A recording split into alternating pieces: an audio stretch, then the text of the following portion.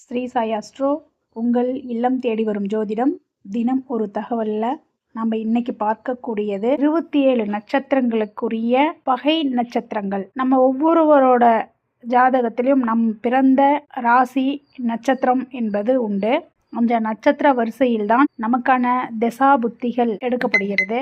அவ்வாறு பார்க்கும் பொழுது பார்த்தீங்கன்னா, நாம் இன்னைக்கு தங்களுடைய நட்சத்திரம், அதாவது ஒவ்வொருத்தரும் பிறந்த நட்சத்திரத்திற்கு ஒரு பகை நட்சத்திரம் என்பது உண்டு.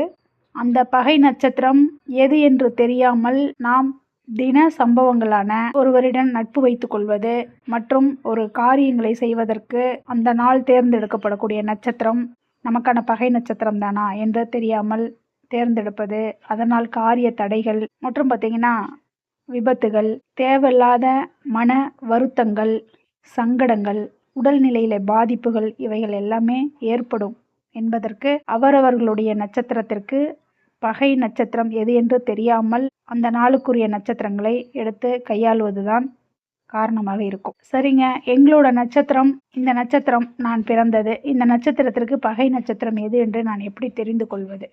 இது உங்களின் கேள்வியாக தெரிகிறது.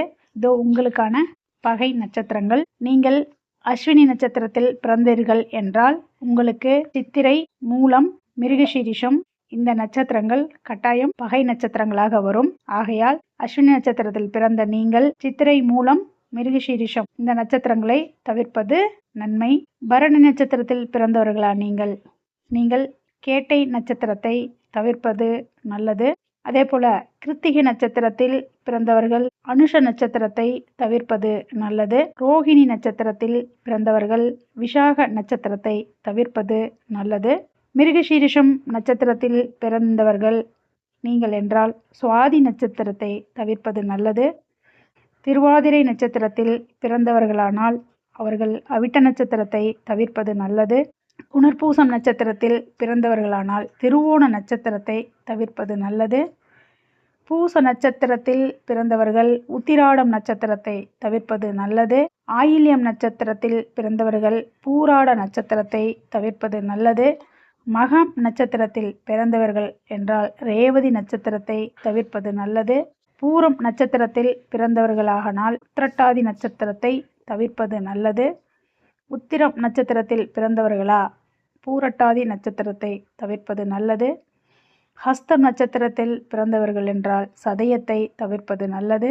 சித்திரை நட்சத்திரத்தில் பிறந்தவர்கள் அஸ்வினி, மூலம் இந்த 2 நட்சத்திரத்தையும் தவிர்ப்பது நல்லது.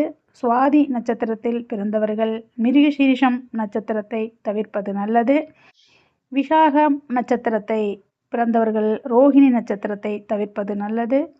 அனுச நட்சத்திரத்தில் பிறந்தவர்கள் கிருத்திகை நட்சத்திரத்தை தவிர்ப்பது நல்லது.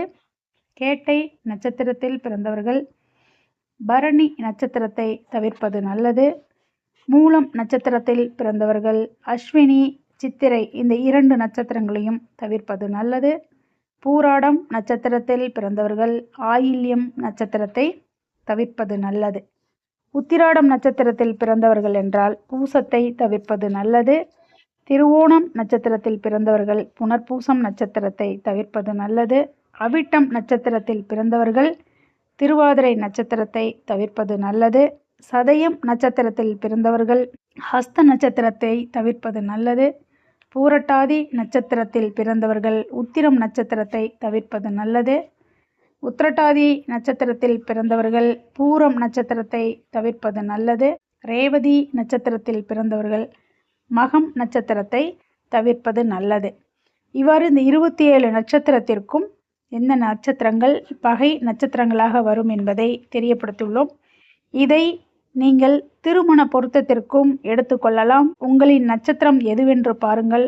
அந்த நட்சத்திரத்திற்கு இந்த நட்சத்திரங்கள் கட்டாயம் சாதகமாக அமையாது என்பதை தெரிந்து கொள்ளுங்கள்.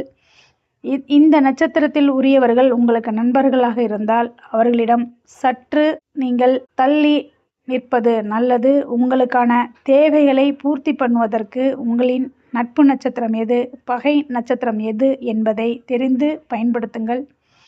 இந்த நட்சத்திரங்களை தவிர, அதாவது உங்களுடைய நட்சத்திரம் எந்த நட்சத்திரமோ அந்த நட்சத்திரத்தில் பகை நட்சத்திரம் என்பதை நான் இங்கே கூறியுள்ளேன்.